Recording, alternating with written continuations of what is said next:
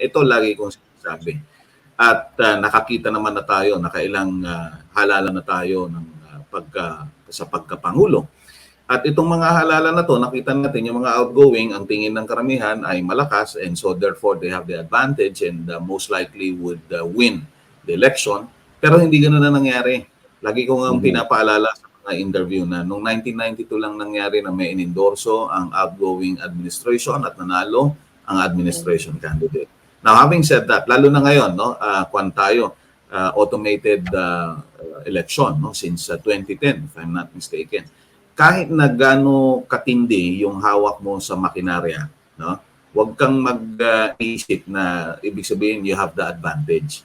Kasi kapag ka-overwhelming yung kalaban mo, kahit na anong gawing mong gimmick dyan, hindi ka ubra. Remember 2016, no? Lahat ng gimmick na, and then these are all documented, by the way.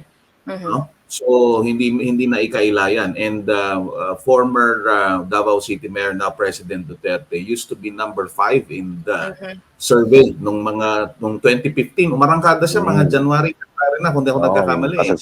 Pero pagdating ng eleksyon, hindi na kaya, ang laki ng lamang, so hindi ka pwedeng gumawa ng magic doon. No? So lalo na doon sa mga botante, kung sa tingin ninyo, kumbaga, foregone conclusion na to, kumbaga decided na, hindi nyo na kailangan mag-isip pa. Hindi ho, mabibilang pa din yung boto ninyo kahit pasabihin ninyo meron kayong konting agam-agam sa COMELEC. The system is there already, and I'd like to think reliable naman.